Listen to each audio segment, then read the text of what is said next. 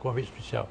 Geriatria, uma especialidade médica para cuidar não só dos idosos, mas a partir de 40, 50 anos já é momento de se preocupar com alguns detalhes, já que você vai ver com Glenda Moreira, especialista no assunto.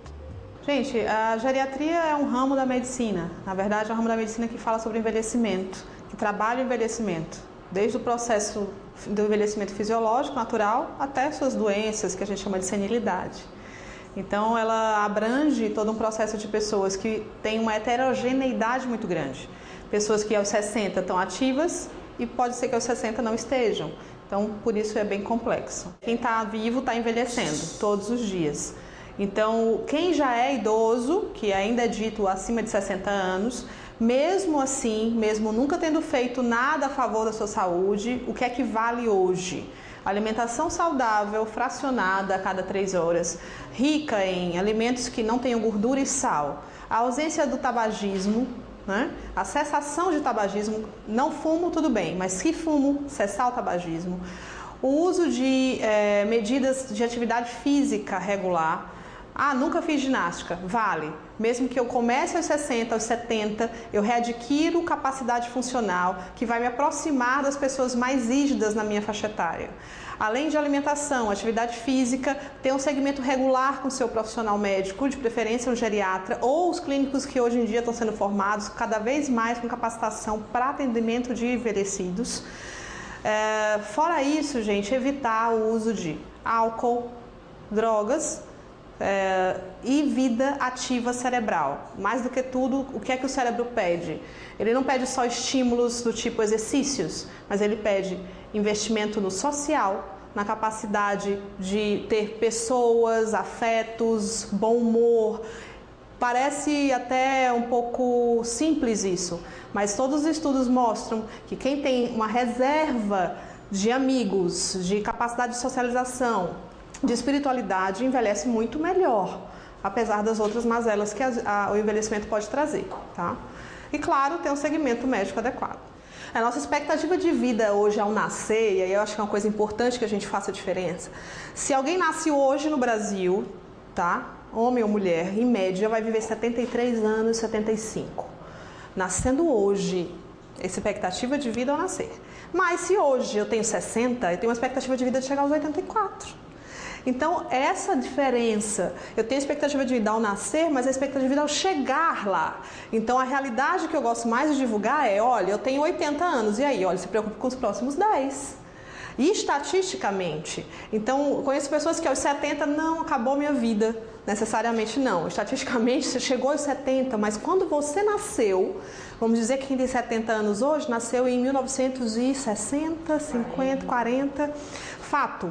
Quando você nasceu, senhor de idade de 70 anos, a expectativa de vida ao nascer é de 50 anos. Então, quem hoje tem 70, 80, eu chamo de grandes sobreviventes mesmo, porque eles nasceram numa época em que não se permitia, ninguém chegava aos 70. Então, chegaram. E ao chegar, hoje, a realidade é, se preocupe com os próximos 10, 15 anos. As doenças mais comuns, na verdade, para o envelhecimento são as doenças crônico-degenerativas. Quem são? São as doenças que vêm porque eu vivi para tê-las. A hipertensão, o diabetes, não muda. As doenças cardiovasculares, as doenças cardíacas, chegando desde o infarto, a insuficiência cardíaca por outras questões. As doenças degenerativas cerebrais, as doenças de Parkinson, doença de Alzheimer. Mas aí a gente está falando de doença, né? Então, necessariamente, você não precisa tê-las. E as tendo, você pode tratá-las ou fazer o diagnóstico precoce e não, vamos dizer assim, gozar do prejuízo que elas podem dar. Além delas, as osteopatias, que não me deixa, né, não podemos deixar de esquecer, artrose, osteoporose e, mais do que tudo, depressão. Então, a depressão e as quedas são as duas principais causas de morte.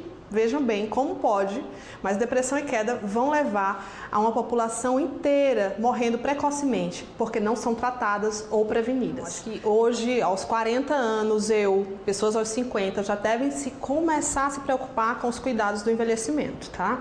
Então, eles basicamente são, faça uma poupança financeira, isso é importante, faça uma poupança de gente. Porque um dos grandes detalhes da nossa população idosa é que ela envelhece, se teve 10 filhos, às vezes é só um para cuidar.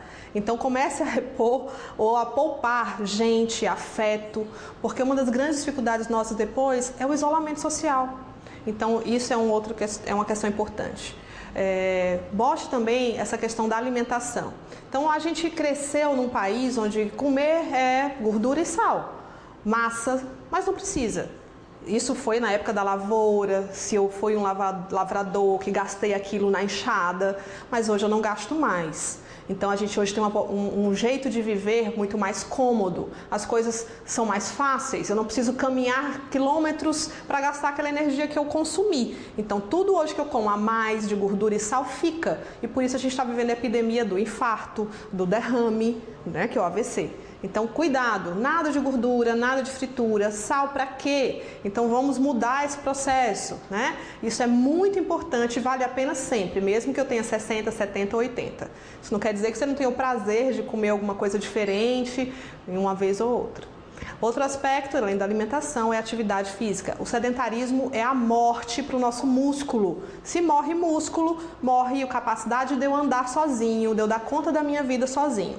Então, para manter a independência e minha autonomia, eu preciso de músculo. Porque o esqueleto, lembrem, a gente vai ter mais osteopatias, artrose, osteoporose. Então, se o esqueleto precisa de músculo, músculo é atividade física. Tá? Então, acho que um dos grandes recados são esses. Procure sempre assistência médica regular. O nome que a gente dá a isso é senecultura. Vão lembrar lá do bebezinho, da puericultura. Quando a gente nasce, a gente passa um ano, o pediatra vendo a gente. Pois, quando a gente envelhece, a gente tem que passar pelo menos uma vez por ano no geriatra. Tá? Para que ele realmente traga as novidades, as coisas que estão trazendo de prevenção para que eu envelheça bem.